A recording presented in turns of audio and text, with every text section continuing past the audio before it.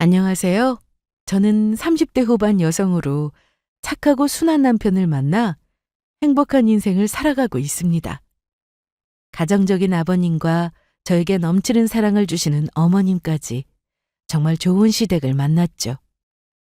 하지만 결혼하고 나서 전혀 예상하지 못한 일이 생겼습니다. 남편에게 숨겨둔 아이가 있다는 걸 알게 되었거든요. 처음 이 사실을 알고는 저는 남편에 대한 배신감과 큰 충격으로 당장 이혼만이 답이라고 생각했습니다. 남편을 원망하고 그 아이도 정말 많이 미워했죠. 다른 여자가 있었다는 것도 모자라 아이까지 있다고 생각해 보세요. 제정신일 사람이 과연 얼마나 될까요? 저도 별반 다르지 않았습니다. 남편이 너무 밉고 꼴도 보기 싫었어요. 남편은 정말 순하고 착한 사람이었습니다. 소개를 받아 연애를 시작하면서 단 한 번도 다른 모습을 본 적이 없었어요. 화도 잘 내지 않은 성격이라 저희는 만나면서 싸운 적도 손에 꼽았습니다. 화를 내는 쪽은 언제나 저였고 남편이 똑같이 화를 내는 경우는 없었기에 말다툼에서 끝날 때가 많았어요. 그리고 남편의 선한 마음 때문인지 저 역시 그런 남편을 보며 조금씩 닮아가고 있다는 것을 느꼈습니다. 결혼 전 시댁에 인사를 드리러 갔을 때 남편이 왜 그렇게 순하고 착한지 제대로 알 수 있었는데요. 바로 아버님을 닮았더라고요. 아버님은 정말 가정적인 분이었는데 제가 첫인사를 갔던 날 직접 요리를 해주셨습니다. 어서 와요. 우리 영훈이한테 들으니까 고기 좋아한다고 해서 불고기를 좀 해봤는데 입맛에 맞을까 모르겠네요. 말씀 편하게 하세요. 그런데 이걸 직접 다 만드셨어요? 지은아, 우리 아빠 요리 진짜 잘하셔. 잘한다기보다는 요리하는 걸 좋아하는 편이지. 우와, 너무 맛있었어요. 입에 안 맞으면 어쩌나 걱정했는데 다행이네. 많이 들어요. 저녁 식사 후 과일까지 직접 준비해서 주셨는데 아버님은 제가 보는 앞에서 설거지까지 다 하셨습니다. 일부러 저 때문에 보여주기 위함이 아니라 평소에도 항상 이렇게 생활하시는 게 눈에 보였어요. 이런 모습이 저는 좀 낯설었습니다. 저희 집과는 좀 비교가 됐거든요. 지은아, 우리 부모님 어떠신 것 같아? 너 아까 좀 긴장했었지? 처음엔 좀 그랬는데 편하게 해주셔서 그래도 괜찮았어. 그런데 자기 부모님 너무 좋으시더라? 뭐랄까, 사람을 편하게 해주시는 뭔가가 있는 것 같아. 그래? 다행이네. 우리 아빠가 너 되게 마음에 들어 하시는 눈치야. 엄마도 그렇고. 정말? 그래. 그런데 아버님이 언제부터 요리하셨어? 내가 어릴 때부터 그러셨지 아마? 엄마가 이석증 때문에 자주 아프셨는데 그때마다 아빠가 밥도 해주시고 그러셨어. 대단하시다. 대단하긴 다 이러고 사는 거 아니야? 안 그런 집도 많아. 특히 우리 집. 에이, 저번에 갔을 때 보니까 아니던데? 이제 아빠도 나이가 드셔서 조금씩 설거지도 하시고 그러는 거지 전엔 전혀 안 하셨어. 사업하느라 바쁘다고 나가서 늦게 들어오고 하니까 엄마가 다 했지 뭐. 상황이 그러니 어쩔 수 있어? 그냥 이해해야지. 저는 단순히 집안일을 많이 하는 부분보다는 아버님의 말투와 인자한 미소 이런 것들이 더 좋았습니다. 어린 시절 저에게 아빠는 엄하고 무서운 존재였기 때문에 남편이 아버님과 다정한 모습을 보니 정말 보기 좋았습니다.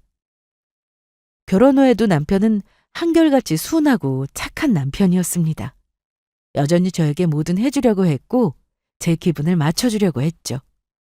저희는 명절이나 생신처럼 특별한 날이 아니더라도 시댁에 가는 날이 많았습니다.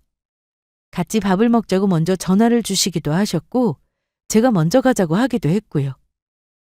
시댁에 가면 항상 저를 반겨주시는 아버님이셨는데 제가 좋아하거나 먹고 싶은 음식이 있으면 만들어주시곤 하셨습니다. 그러면 저와 어머님은 나란히 거실 소파에 앉아 TV를 보고 있고 남편이랑 아버님이 요리를 하셨죠. 그 모습이 인위적이지 않고 되게 자연스러웠어요. 남편도 그동안 이런 환경에서 자라서인지 주방에 들어가서 음식을 하는 게 전혀 어색하지 않았습니다. 어머님은 정말 좋으시겠어요. 뭐가? 아버님이 저렇게 다정하시잖아요. 그거 하나 보고 결혼했어.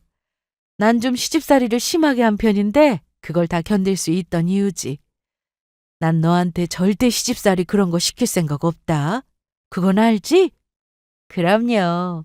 내가 하도 당하게 많아서 며느리 들어오면 사랑만 줘야겠다고 아주 결심을 했거든.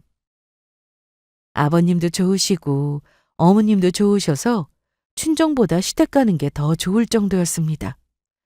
친정 부모님도 당연히 좋지만 저도 어릴 때 힘들었던 기억이 있었기에 시댁의 마음이 좀 더 가더라고요. 시댁에 오면 따뜻한 온기를 느낄 수 있어서 그게 너무 좋았습니다. 왜 벌써 일어났어? 좀 더 자. 지금 몇 시야? 8시 좀 넘었네. 그럼 나도 일어나야지. 왜 안 깨웠어? 주말인데 푹 자라고 안 깨웠지. 괜찮아. 나도 잠 다 깼어. 토스트 만들고 있었어? 같이 하자. 에이, 괜히 손에 묻히지 말고 저리 가 있어. 이것만 하면 완성이야. 남편은 주말이면 저보고 더 자라고 하고는 아침을 준비할 때가 많았습니다. 그리고 친구들 만나고 오라면서 저를 내보내고는 집안 청소도 해놓는 사람이었죠. 이렇게 자라니 저도 더 잘하고 싶어지는 게 당연했습니다. 결혼하고 나서 남편에게 잔소리 한 번을 한 적 없을 정도로 알아서 하는 스타일이다 보니 저도 더 부지런해지고 서로 위해주는 마음은 더 커져갔습니다. 남편은 특별한 일 없으면 거의 집에서 저와 시간을 보내곤 했는데 친구들 만나는 건 정말 좋아합니다. 그래서 약속이 잡히면 저는 잔소리 없이 보내주곤 했어요. 평소 담배도 안 피우는데 술도 잘 안 마시기 때문에 친구들 모임에 나가도 늦게까지 놀다 들어오는 일이 없더라고요. 여보, 나 왔어. 아니, 왜 벌써 들어왔어? 더 늦게까지 놀다 오지. 저녁 먹었으면 됐지 뭐. 친구들도 다 같이 헤어진 거야? 아니야, 걔네는 2차 간다고 하길래 나만 먼저 왔어. 자기도 2차까지 갔다 오지. 술 마시면 머리만 아파. 친구들은 2차로 술도 마시러 가고 당구장도 가고 하는데 남편은 꼭 12시 전에 집에 들어왔습니다. 그리고 본인 약속 때문에 나가서 놀다 들어온 날은 자기만 좋은 시간 보낸 것 같아 미안하다고 손에 뭔가를 꼭 들고 들어왔어요. 그런데 그 봉투는 뭐야? 아, 이거 새우튀김. 어디서 났어? 어디서 나긴 사왔지. 저녁 먹고 나오는데 새우튀김 가게가 보이길래 바로 샀어. 맛있는 집인지 사람들이 줄 섰더라고. 어디 먹어볼까? 잘 샀네. 아직도 따뜻해. 자기도 먹어봐. 아니야, 나 지금 엄청 배불러. 몇 개 안 되니까 자기 다 먹어. 정말이지. 저에게는 완벽에 가까운 사람이었습니다. 딱 하나 고쳤으면 하는 게 있다면 바로 게임이었는데요. 남편이 집에서 컴퓨터로 게임을 하는 게 있는데 처음에는 너무 오래 하는 게 싫어서 다툰 적도 있었습니다. 결혼 초 같이 저녁을 먹고 나면 남편은 설거지까지 싹 끝내놓고는 게임을 하더라고요. 할 거 다 해놓고 게임하는 거라서 뭐라고 할 수도 없고 그냥 지켜봤는데 너무 늦게까지 게임만 하니까 그게 싫어서 몇 번 다툰 적이 있었죠. 그런데 남편은 평소 뭐든 제 위주로 사는 사람이어서 남편도 하고 싶은 거 하고 살라고 더는 잔소리를 하지 않게 됐습니다. 주말에는 밥이며 간식이며 저를 챙겨줬고 영화를 봐도 제 위주, 가고 싶은 곳도 제 위주로 언제나 제가 우선인 그런 남편이었으니까요. 친구들도 이렇게 사는 저를 보면서 공주처럼 사는 것 같다며 부러워하곤 했습니다. 부부동반 모임에 나간 적이 있었는데 친구들 남편과 제 남편이 달라도 너무 달랐거든요. 제 친구들과 재미있게 대화도 하고 옆에서 저를 또 잘 챙겨주기까지 했어요.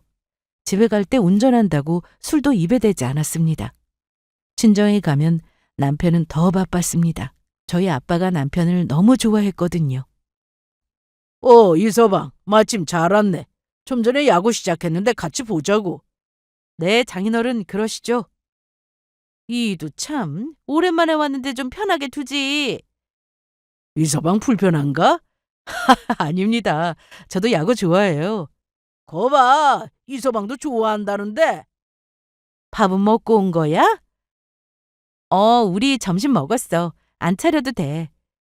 그럼 뭐 먹고 싶은 건 없어? 어제 영은 씨가 등갈비 얘기하긴 했는데. 알았어. 그럼 정류장부터 다녀와야겠다. 같이 갈까? 뭐하러? 너도 저기 앉아서 야구나 봐. 시댁이나 친정이나 모두 저와 남편에게 참 잘해주셨습니다. 제가 시댁에서 어떤 대우를 받으며 사는지 엄마가 잘 알고 계셨기 때문에 남편하고 친정에 가면 아무것도 못하게 하셨어요. 그저 편하게 있다가 가라고 하셨죠. 그런데 남편이 언젠가부터 걱정 가득한 얼굴로 평소와는 다른 모습을 보였습니다. 처음에는 회사에 일이 많아 그런가 보다 하고 가볍게 넘겼어요. 자기 요즘 밥도 잘 안 먹고 왜 그래? 입맛 없어? 어? 아니야. 너무 피곤해서 그런가? 회사 일이 그렇게 많아? 갑자기 많아졌어. 얼마 전 승진을 했기 때문에 이때까지는 다른 의심을 하지 못했습니다. 직급이 높아진 만큼 신경 써야 할 일이 많아지는 것은 당연했기에 그래서 힘든가 보다 생각했죠. 자기야, 피곤하면 얼른 들어가서 자. 이것 정리만 좀 하고. 내가 할게. 얼른 들어가. 미안해. 뭐가 미안해. 잠이라도 푹 자야 피로가 풀리지. 힘든 와중에도 여전히 저를 생각하는 남편을 보며 안쓰러운 마음이 커져갔습니다. 친정엄마도 남편을 걱정하는 건 저와 똑같았어요. 자주 친정에 가곤 했는데 통 오질 않으니 엄마가 걱정을 많이 하시더라고요. 엄마, 뭘 이런 걸 다 보냈어. 홍삼 좋은 거야. 이서방 먹여. 너도 같이 먹고. 요즘 많이 피곤해 한다며? 요즘 부쩍 그러네. 암튼 고마워. 뭘 고마워. 다 먹으면 또 얘기하고. 그런데 남편은 그냥 피곤한 정도가 아니라 무슨 근심이 가득한 얼굴을 할 때가 많았습니다. 불안해 보이기도 했고요. 항상 칼퇴근하고 집에 오던 사람이 이제는 퇴근 시간도 점점 늦어지니 저도 걱정이 더 컸는데요. 사실 갑자기 달라진 남편의 모습에 다른 의심은 들지 않았습니다. 일을 핑계로 집에 늦게 들어오거나 주말에도 자주 나가는 모습을 보면 의심을 할 만도 했지만 남편과 저는 서로에 대한 믿음이 두터웠기에 바람은 절대 아닐 거라 생각했습니다. 그렇다고 도박이나 주식을 할 사람도 아니었어요. 저희는 결혼을 준비할 때부터 서로 가지고 있는 통장을 다 오픈했습니다. 서로의 연봉도 이미 다 알고 있었고 통장에 월급이 얼마나 찍히는지 원 단위까지 다 알기 때문에 저 몰래 남편이 딴 주머니를 짜서 주식이나 코인 이런 것을 할 리도 없었습니다. 더군다나 주식은 돈 버는 사람도 많지만 잃은 사람도 많다 보니 그런 곳에 돈 쓰기 싫다고 직접 말했던 사람이기도 했죠. 그래서 남편이 대체 왜 그러는 건지 저도 같이 걱정을 했는데 아무리 물어봐도 회사 일 때문이라고만 하고는 자세히 말해주지는 않았습니다. 핸드폰도 항상 오픈해놓고 다녔기 때문에 저는 확인해 볼 생각도 안 했어요. 감추는 게 있다면 제가 보는 곳에 폰을 둘 리도 없고 항상 손에 쥐고 있어야 했지만 그런 모습도 보이지 않았습니다. 평소 대중교통으로 출퇴근을 했던 남편이기에 블랙박스를 본다는 것도 의미가 없었어요. 자기야, 요즘 무슨 고민이라도 생긴 거야? 그런 거 없어. 그럼 왜 그래? 나한테 다 털어놔봐. 응? 그런 거 없다니까. 자기 혹시 회사 잘렸어? 아니야. 퇴근하고 집에 오면 하루 종일 회사에서 무슨 일이 있었는지 저에게 다 말할 정도로 남편은 말수도 많은 편이었습니다. 요리하는 것도 좋아해서 저보다 주방에 있는 시간이 더 많은 사람이었고요. 하지만 저하고 대화도 안 하려고 했고 집에 오면 그저 멍하니 소파에 앉아 있거나 일찍 자겠다고 하면서 방으로 들어가 버렸습니다. 평소 화도 거의 안 내던 사람인데 이제는 감정 기복도 정말 심해졌는데요. 제가 무슨 말을 하면 예민하게 받아들이거나 짜증 섞인 말투로 말하니까 저도 점점 인내심에 한계가 오더라고요. 아니, 나한테 불만이 있는 거면 말을 해줘. 그래야 내가 알 거 아니야. 아니라고 했잖아. 그럼 대체 왜 이러는 건데? 퇴근이 늦는 거야 일 때문이라고 쳐. 집에 와서 나랑 말도 안 하고 눈도 안 마주치고 설마 당신 여자 생겼니? 그 말에 남편은 갑자기 멈칫하더니 밖으로 나가버렸습니다. 설마 했는데 정말인가 싶은 생각이 들어 저는 남편을 쫓아 밖으로 나갔습니다.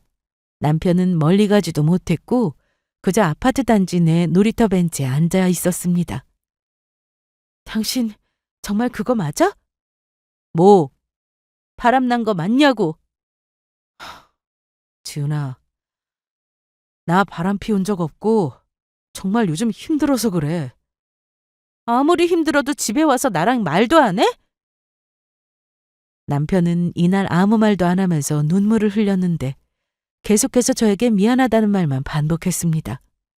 그날 이후로도 남편은 저에게 똑같았습니다. 먼저 말도 걸지 않았고 늦게 들어왔으며 피곤하다고 먼저 자리에 누웠죠.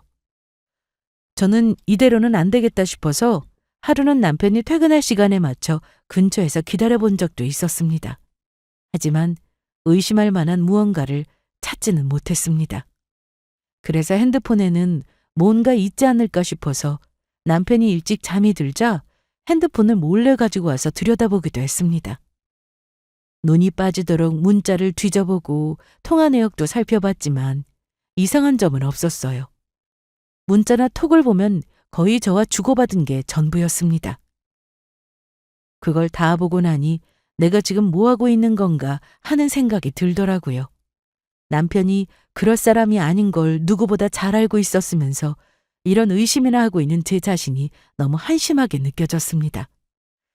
어디서부터 잘못된 걸까 생각하며 저도 괴로운 시간을 보내고 있었는데 그러던 어느 날 오랜만에 중학교 동창으로부터 전화가 와서 받았습니다. 결혼식 때 본 이후로 서로 바빠서 연락도 거의 안 하고 살았기에 너무 반가웠습니다. 지은아, 나야. 어머, 이게 누구야? 예원아, 오랜만이다. 잘 지냈어? 나 항상 똑같지 뭐. 그런데 네 아들 입원했던데 넌 언제 오는 거야? 너도 같이 왔나 해서 봤는데 안 보이길래 전화했어. 뭐? 그게 무슨 소리야? 나 아직 애 없는데 아들이라니? 뭐라고? 네 남편 병문안 온 거 내가 분명히 봤는데. 내 남편 확실해? 얼핏 봤는데 낯이 있길래 다시 보니까 네 남편이었어. 내가 누군지는 잘 모를 테니까 인사하기 좀 그래서 바로 너한테 전화했고. 친구는 대학병원 소아병동에서 근무하고 있었는데 어떤 남자가 급하게 병실로 들어가는 모습을 봤다고 했습니다. 그래서 보니까 제 남편이었다고 했죠. 환자는 어린 남자아이였기에 당연히 아들이라고 생각하고 저에게 전화를 걸었던 겁니다.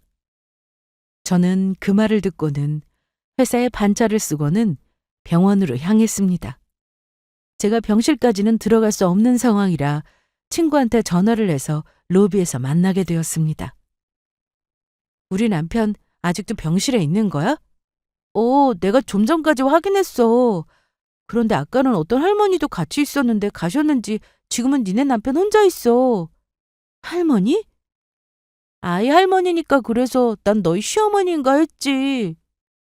저는 순간 별별 생각이 다 들었습니다.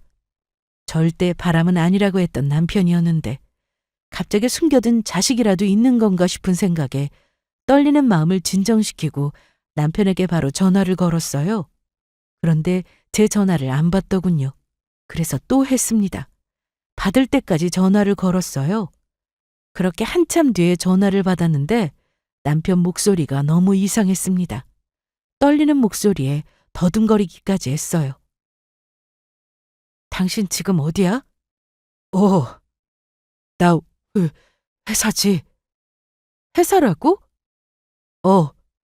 일하고 있는데 왜? 오늘도 늦게 퇴근해? 그게 오늘 급하게 친구 가족 장례식장에 가게 됐어. 그래서 일찍 마치고 장례식장에 가야 해서 오늘 못 들어갈 수도 있을 것 같아.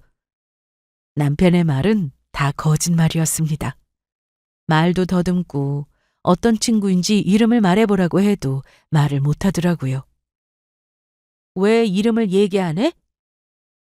그게 당신 모르는 친구야. 말해도 몰라.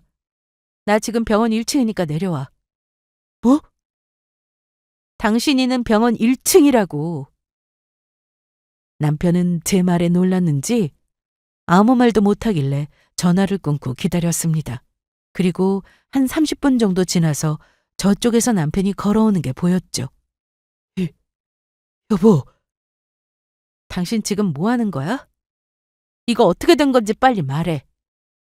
남편은 제 물음에 아무 말도 못하고 식은땀을 흘리기 시작했습니다. 나한테 왜 거짓말했는데? 다 알고 왔어. 당신이 병문안 왔다는 그 애 누구야? 정말 당신 애야? 그래? 미안해. 저는 순간 심장이 멎는 기분이었어요. 뭐라고 핑계라도 댈 줄 알았는데 바로 인정을 해버리더라고요. 아니, 뭐가 미안하다는 거야? 정말 당신 애가 맞다는 거야? 바람 피운 걸 걸려도 놀랄 일인데 갑자기 애가 있다고 하니 누가 안 놀라겠어요? 그런데 아무리 생각해도 이상했습니다. 저와 결혼하고 바람 피울 시간도 없었고 항상 저와 같이 있었는데 저 몰래 누군가와 몰래 통화한 것도 본 적이 없었거든요. 나랑 결혼하고 다른 여자하고 애가 생긴 거야? 아니면 애 있는 걸 숨기고 나랑 결혼한 거야? 둘 다 아니야. 정말이야. 당신도 알잖아. 내가 자기랑 결혼하고 한눈 판 적 있었어? 그럼 대체 이상하게 뭐냐고! 갑자기 저 애가 왜 당신 애라는 거냐고! 제가 한참을 다그치자 그때서야 남편이 말을 하기 시작했습니다. 나도 정말 몰랐어. 얼마 전에 알았다고. 자기 만나기 전에 사귀었던 여자친구가 있었어. 그럼 그 여자랑 계속 연락하고 지냈던 거야? 아니야. 헤어지고 연락한 적 없어. 맹세해. 그러면? 나랑 헤어지고 나서 임신한 걸 알았다고 하더라고. 뭐라고? 그럼 당신한테 말도 안 하고 혼자 낳아서 키운 거야? 그 여자 어디 있어? 내가 직접 만나서 물어볼래. 그게 다 사실인지 내가 직접 확인해야겠다고. 없어. 집에 갔어? 아니, 그게 아니라. 남편은 계속 얘기를 이어갔는데 들어보니 상황은 이러했습니다. 어느 날 남편에게 모르는 번호로 전화가 와서 받아보니 나이가 좀 있는 여성이었다고 했습니다. 누구시냐 했더니 전 여자친구의 이름을 말하면서 그 친구의 엄마라고 하더랍니다. 남편은 당연히 당황했고 무슨 일로 전화를 했는지 물으니 자기 딸이 얼마 전에 죽었는데 키우던 아들이 하나 있다면서 그 아들의 친부가 바로 남편이라고 했다는 겁니다. 처음에 남편은 장난 전화라 생각했는데 전 여자친구와 만났던 시기를 정확하게 알고 얘기하길래 혹시나 하는 마음으로 만나러 나갔다고 했죠. 전 여자친구의 어머니는 6살 된 남자아이를 데리고 나왔는데 처음 보는 순간 자기와 너무 닮아서 놀랐다고 했습니다. 아무리 닮았다고 해도 당신 자식인지 어떻게 알아? 원하면 친자검사를 해보라고 하시더라고. 아마 해보나 마나 정확할 거라고 했고. 그래서 해봤어? 이런 건 확실해야 하니까 바로 검사하러 갔지. 그런데 정말 친자가 맞다고 나왔어. 나도 정말 기가 막히고 황당했어. 나한테 이런 일이 생길 줄 정말 몰랐다고. 그리고 몇 번이나 너한테 말하려고 했는데 입이 떨어지지 않았어. 어떻게 말해야 할지 모르겠더라고. 그걸 지금 나더러 믿으라고? 정말이야. 지금까지 말한 거 정말 다 사실이야. 전 여친이 애가 생겼는데 당신한테 말도 안 하고 혼자 낳아 키웠다고? 대체 왜? 이미 헤어졌어도 다른 일도 아니고 아이가 생겼는데 당연히 말해야 하는 거 아니야? 그건 나도 정말 모르겠어. 왜 그런 결정을 했는지. 저는 그 얘기를 다 듣고 난 뒤 충격이 너무 컸습니다. 이건 정말 드라마에서나 나오는 얘기잖아. 어떻게 이런 일이 나한테 생겨? 거짓말이지. 거짓말이라고 빨리 말해. 빨리. 미안해, 지은아. 진짜 미안해. 이런 일이 생기게 해서 너한테 상처 줘서 미안해. 남편이 미안하다고 했지만 귀에 들어오지 않았습니다. 제가 모르는 남편의 자식이라니.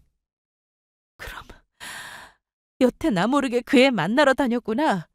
그래서 늦게 들어오고 매일같이 근심한 얼굴을 하고. 매일 만난 건 아니야. 아주 가끔 만났고 집에 늦게 들어간 건 네 얼굴을 볼 자신이 없어서 일부러 회사에서 늦게 나왔어. 정말 말하려고 했어. 진짜야. 됐어. 가끔 연락하다가 애가 아파서 입원했다고 애 할머니한테 전화가 왔는데 나 뭐라라 할 수가 있어? 그래서 급하게 와본 거라고. 그럼 왜 장례식장 간다고 했어? 오늘 안 들어오려고 그랬구나. 애 옆에 있으려고. 애 상태가 어떤지만 보고하려고 했는데 와보니까 뇌수막염 때문에 입원했다는데 보호자가 옆에 있어야 한다고 하잖아.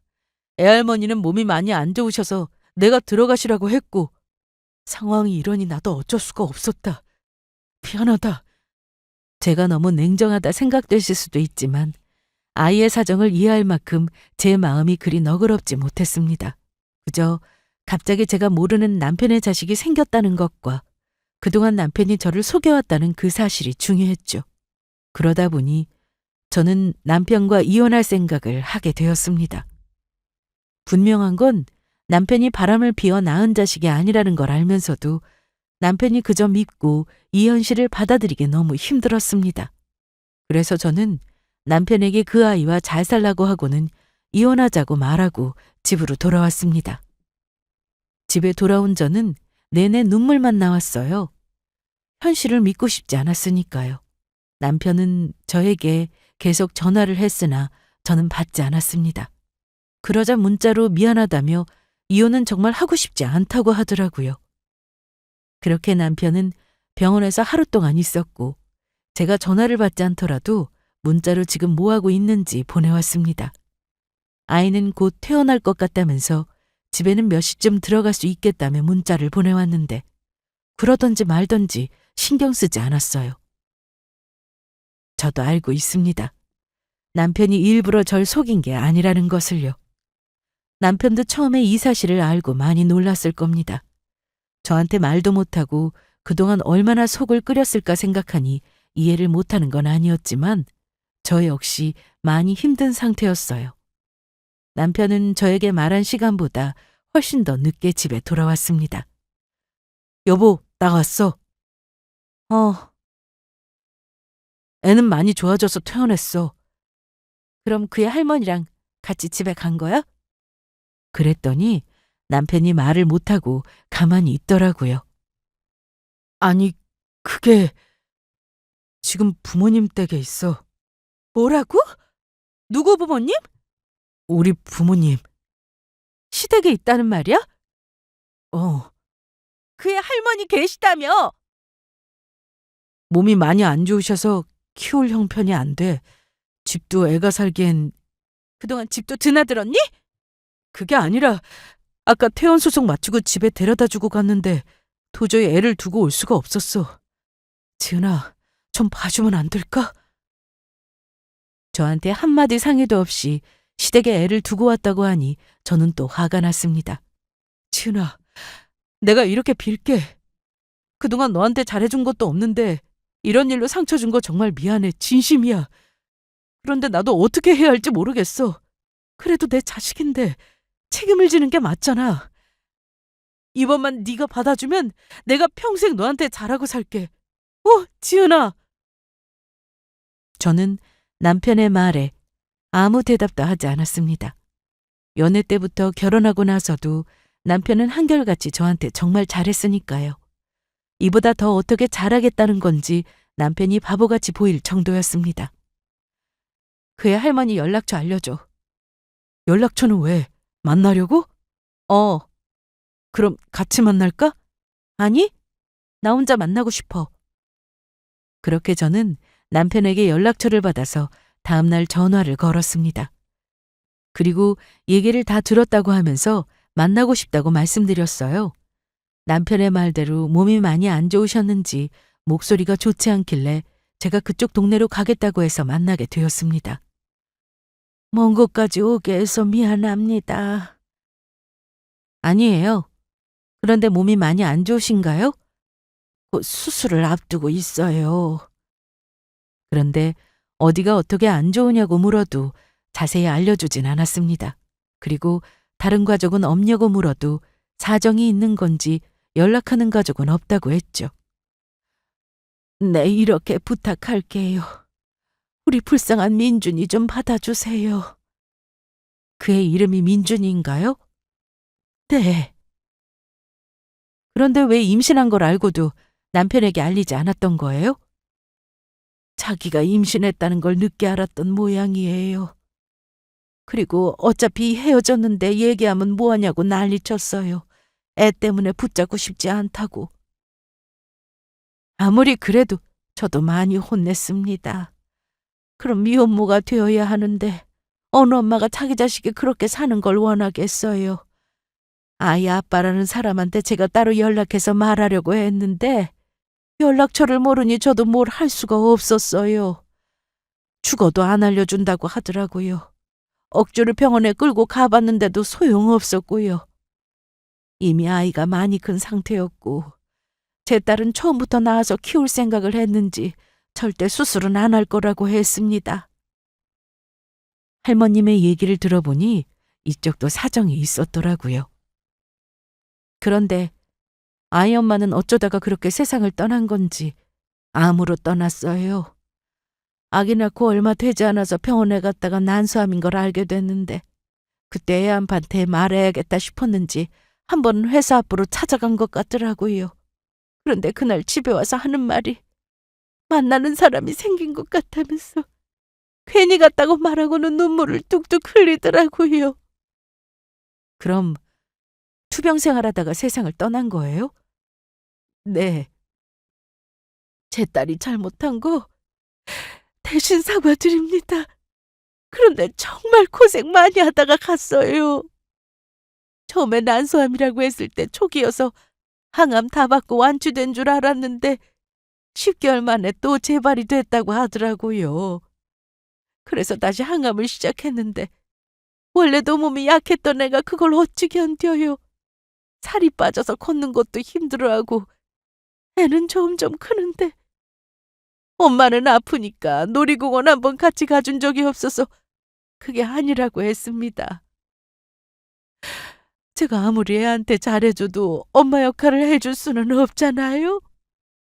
집안 형편이 좋은 것도 아니어서 잘해준 것도 없습니다. 그런 얘기를 듣고 집에 오는데 저도 모르게 눈물이 주르륵 흘렀습니다. 분명 화도 나고 따질 생각으로 갔는데 그러지 못하고 돌아왔어요. 집에 온 저는 여전히 남편 얼굴을 보는 게 너무 힘들었습니다. 그래서 며칠 동안 대화 없이 살았어요. 하지만 남편은 어떻게든 저와 다시 잘 지내려고 노력을 하더라고요. 여보, 저녁했는데 같이 먹자. 먼저 먹어. 난 이따가 알아서 먹을게. 그러지 말고 같이 먹자, 어? 싫다고! 제가 아무리 짜증을 내고 화를 내도 남편은 똑같았어요. 여전히 저한테 잘해주려고 했고 평소처럼 퇴근하고 집에 오면 집안일도 했습니다. 그리고 혼자 속 끓이며 살 때와는 달리 남편의 얼굴은 전보다 확실히 근심이 사라진 모습이었습니다.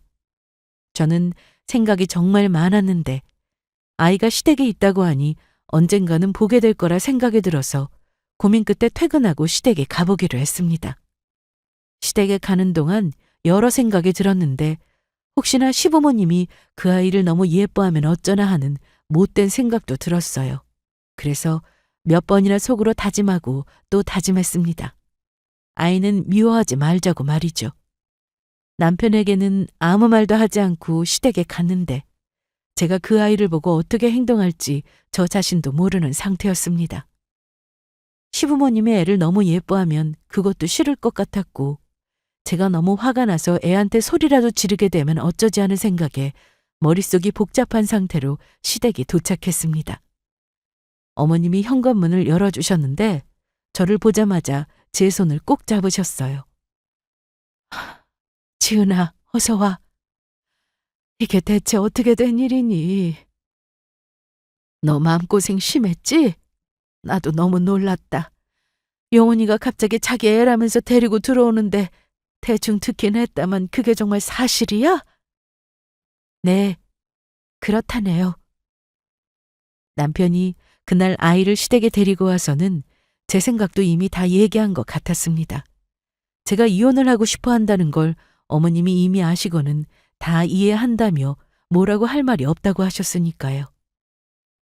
지은아, 이렇게 된 거 애는 신경 쓰지 마. 너희 둘이 살아, 응? 너네 그동안 아무 문제 없이 잘 살고 있었잖아. 애는 지금 어디 있어요? 지금 방에 혼자 있어. 우리가 나오라고 해도 방에서 잘 나오지도 않더라. 저는 여기까지 왔으니 아이 얼굴이라도 보려고 방문 앞에 서서 노크를 했습니다. 그런데 아무 반응이 없길래 천천히 방문을 열었죠. 그렇게 그 아이와 처음 만나게 되었는데 너무 예쁘게 생겼더라고요. 남자아이였지만 눈도 크고 피부도 하얗고 남편하고 많이 닮아서 놀라기도 했고 신기했습니다. 아이를 보면 분명 화가 나고 신경질이 날 거라 생각했는데 전혀 아니었습니다. 저도 이런 기분은 처음이었어요. 그런데 아이가 바로 고개를 돌려버리길래 아직은 말하고 싶지 않은 것 같아 저도 조용히 문을 닫고 거실로 나왔습니다. 지은아, 온 김에 저녁까지 먹고 갈래? 아니요. 그만 가봐야죠. 아까도 말했지만 애는 우리 아들 핏줄이니 우리가 키울게. 아버지랑도 다 얘기 끝났어. 그래. 네 기분을 우리가 어떻게 다 알 수 있겠냐마는 충분히 이해한다. 하지만 어쩔 수 없잖아. 영훈이가 너 몰래 바람을 피운 것도 아니고 애가 있는 걸 숨긴 것도 아니고. 저도 알아요. 그러니까 이혼하지 말고 전처럼 살면 안 되겠냐? 그러면서 어머님은 계속해서 저녁을 먹고 가라며 저를 붙잡아 앉으셨고 주방으로 가서는 상을 차리셨습니다. 그런데 어머님이 아이 밥상을 따로 차려놓고 아이를 불렀는데 너무 냉랭한 모습에 좀 놀랐습니다. 어머님 성정에 절대 저러실 분이 아닌데 제 앞이라 그런지 아이한테 너무 차갑게 대하시더라고요. 얼른 먹어. 안 먹어? 오늘 아침에도 밥 다 남겼으면서 왜 안 먹어? 배고프잖아. 그러자 아이는 눈치를 보기 시작했고 잘못한 사람처럼 두 손을 모으더니 손톱을 만지작거렸습니다.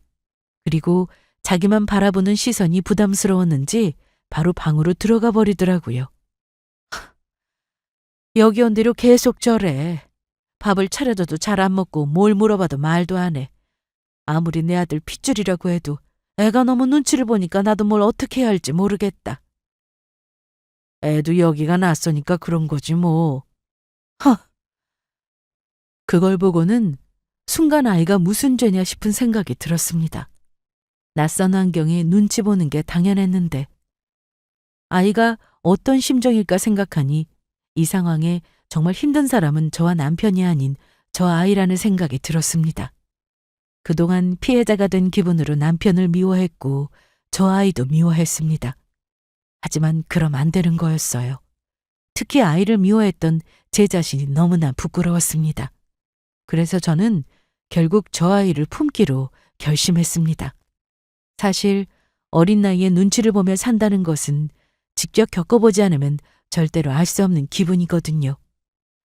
지금이야 저희 친정이 여유롭게 산다지만 제가 어릴 적 아빠가 사업을 하시면서 여러 번 망한 적이 있었습니다. 그래서 저와 오빠는 친척집에서 잠시 생활을 해야 했는데 평소엔 정말 좋은 친척이었지만 상황이 달라지니 평소 같지 않았습니다. 대놓고 저와 오빠에게 뭐라고 하는 사람은 없었지만 다 같이 모여 밥을 먹는 시간에도 눈치가 보였고 용돈이 필요할 때면 작은엄마가 주시곤 했는데 그 돈을 받는 것도 그렇게 눈치가 보였습니다. 특히 학교 준비물이 없어서 새로 사야 할 때면 말을 못해서 학교 선생님께 혼인하곤 했는데 그때만 생각하면 아직도 가슴 한편이 아려옵니다. 그리고 저는 같이 살지는 못했지만 그래도 부모님이 두 분 다 살아계셨으니 그저 눈칫밥이나 먹으며 지낸 게 전부였지만 저 아이는 친엄마가 세상을 떠나 없으니 제가 감히 그 아이의 마음이 어떨지 알기란 정말 어려운 부분이었습니다. 아니 지은아, 저녁 먹고 가라니까 그냥 갈 거야? 네 어머님, 저 다시 올게요. 그래, 내가 한 말 잘 생각해보고 알았지? 네, 나오지 마세요. 조심히 가고 전화 줘. 어머님은 끝까지 제 걱정만 해주셨는데 집에 오는 내내 어머님이 일부러 더 아이에게 모질게 하신 것 같다는 생각이 들었습니다. 사실 시댁에 도착하기 전까지 많은 생각을 했는데 시부모님이 저를 많이 너무 예뻐하면 괜히 더 화가 날 것 같았어요. 그런데 참 이상하죠? 아이한테 오히려 차갑게 대하는 모습을 보고는 제 마음이 움직였으니 말이죠. 그렇게 집에 돌아온 저는 남편과 얘기를 했습니다. 당신은 어쩔 작정이야? 생각이 있을 거 아니야. 아이를 시댁에 데려다 놨으면 키우겠다는 거 아니야? 솔직히 말해도 돼? 얘기해. 우리가 같이 키웠으면 좋겠어. 부모님은 애는 알아서 키워줄 테니 우리 둘이 잘 살라고 하셨는데 그건 말도 안 되는 일이고. 어쨌든 내 자식이 분명한데 모르는 척하고 사는 건 말이 안 되잖아. 그래, 알았어. 뭐? 뭘 알았다는 건데? 그럼 정말 나랑 이혼하겠다고? 아니, 지은아, 아니? 같이 키우자고. 정말? 정말이야? 똑같은 말 두 번 하게 할 거야? 아니야, 안 해도 돼. 고마워, 지은아. 진짜 고마워. 내가 평생 죽을 때까지 너한테 정말 잘하고 살게. 뭘 잘해. 평소 하던 대로 하고 살면 되지. 그럼 애는 언제 데려올 건데? 자기가 원할 때. 언제까지 시댁에서 지낼 수도 없으니까 당장 데려오자. 제가 이렇게 말하니 남편이 정말 좋아했습니다. 그동안 마음이 무거웠을 텐데 제 말이 그 무거웠던 마음을 다 사라지게 한 것처럼 보였어요. 저는 이런 결심을 하고 친정 부모님께도 말씀드렸습니다. 처음에는 저처럼 반응이 좋지 않았습니다. 엄마가 많이 반대하셨어요. 내 자식도 키우기 힘든 세상에 남의 자식을 어떻게 키울 거냐면서 생각을 더 해보라고 하셨죠. 하지만 저도 한순간의 기분으로만 결심한 것도 아니었고 아이가 잘못해서 이런 일이 생긴 것도 아니었기 때문에 친정부모님을 계속해서 설득했습니다. 남편이 쓰던 컴퓨터 방을 아이 방으로 해주려고 주말 내내 청소를 했는데 침대랑 책상만 놔뒀는데도 제법 괜찮더라고요. 아, 뭐도 꾸밀 거 없나? 내가 보기엔 충분한데 살면서 부족한 건 하나씩 채우자. 그래. 그런데 민준이가 마음에 들어 할까? 이 정도면 충분해. 그리고 마음에 안 들어도 그냥 살아야지 뭐. 이제 우리가 부모인데. 자기 많이 편해졌네? 웃으면서 그런 말도 할 줄 알고? 이게 다 당신 덕분이야. 자기가 진짜 계속 이혼하겠다고 하면 어쩌나 마음 졸이며 살았다고. 생각해보니까 이건 당신 잘못도 아니고 민준이 잘못도 아니잖아. 그 사람도 사는 내내 많이 힘들었을 것 같고. 우리 지난 일은 그냥 잊자. 앞으로 우리 셋이 잘 살면 돼. 그렇게 저는 더 잘 살아보자고 남편과 다짐을 했고 며칠 뒤 시댁으로 아이를 데리러 갔습니다. 어머님과 아버님은 이런 결정을 해준 것에 대해서 고맙다고 하셨는데요. 누구 좋으라고 한 결정은 아니에요. 제가 그러고 싶어서 한 거예요. 그래도 고맙다.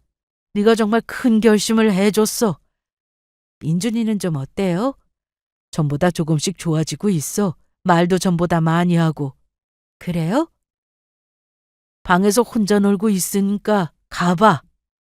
그래서 저와 남편은 방으로 가서 인사를 했습니다. 안녕 민준아. 저번에 나 봤었지? 기억나? 네. 어머, 기억하는구나? 저기 오늘 우리 같이 집에 가는 거 어때? 어느 집이요? 할머니 사는 집이요? 아니, 물론 거기도 가볼 거지만 앞으로 민준이랑 같이 살 집에 가는 거야. 생각할 시간이 필요할 것 같아 고민해 보라고 하고는 방에서 나가려는데 갈래요. 정말? 네. 이날 저희는 다 같이 저녁 식사를 했습니다. 그동안 민준이는 어머님이 상을 따로 차려서 방에 갖다 주면 혼자 먹었다고 했는데 이날은 거실에 나와서 다 같이 밥을 먹었어요. 아이가 밥을 잘 먹는 모습을 보니 괜히 흐뭇했고 그동안 어머님과 아버님이 아이한테 잘해주셨다는 게 느껴졌습니다. 민준아, 여기 또 놀러 올 거지? 네. 그래, 가서 잘 지내고 우리 또 보자. 저희 그만 가볼게요. 걱정 마세요. 걱정 안 해. 잘 지내거라. 언제든지 같이 오고. 그렇게 아이를 집에 데려온 뒤 저와 남편은 천천히 기다려주기로 했습니다. 시댁에서 봤던 모습처럼 아이는 집에 와서도 말도 잘 하지 않고 정말 조용했거든요. 거기다 자다가 실수하는 일도 있었습니다. 하지만 절대로 뭐라고 하지 않았습니다. 아이의 마음이 열릴 때까지 기다려주는 게 저와 남편이 할 일이라 생각했으니까요. 민준이는 할머니가 보고 싶다는 말을 자주 했는데 병원에 입원해 계신다고 해서 남편이 아이를 데리고 병원으로 찾아가기도 했습니다. 저희 부부가 앞으로 같이 살기로 했다고 하니 너무 잘 됐다며 저에게 고맙다는 말을 전해달라고도 하셨습니다. 아들이 생기고 나서 저희 부부는 전과는 완전히 다른 삶을 살게 되었습니다. 음식을 먹어도 아들이 좋아하는 음식으로 준비했고 장난감도 점점 늘어났죠. 바닥에 방음 매트도 깔았고 극장에는 어린이 영화를 보러 자주 갔습니다. 또 민준이가 그렇게 가고 싶어 하던 놀이공원도 함께 갔습니다. 그렇게 아들과 같이 산 지 벌써 3년이라는 세월이 흘렀습니다. 아들은 초등학생이 되었고 그 사이 아이 할머니는 돌아가셨어요. 민준이가 또 한 번 상처를 받을 게 걱정이었던 저희 부부는 정말 많은 노력을 하며 살았는데 다행히도 조금씩 적응을 해주고 저희가 받아주는 모습에 하루하루 감동하며 지내고 있답니다. 남편을 아빠라고 부르기는 하지만 아직 저한테는 엄마라고 불러주지는 않습니다. 하지만 절대 서운하지 않아요. 이제 고작 같이 산 지 3년인데 앞으로 더 많은 시간을 보내면서 언젠가는 분명히 엄마라고 불러주겠지 하는 생각을 하고 있습니다. 호칭은 엄마가 아니어도 밖에 나가면 저를 잘 따라주니 그것만으로도 지금은 만족하고 있어요. 제가 낳은 자식은 아니지만 같이 살다 보니 정도 들었고 애교도 많은 아들 덕분에 집안 분위기가 더 밝아졌습니다. 앞으로도 아들이 이렇게만 잘 자라주기를 바라면서 제 사연은 여기서 마치겠습니다. 제 긴 이야기를 들어주셔서 감사드려요.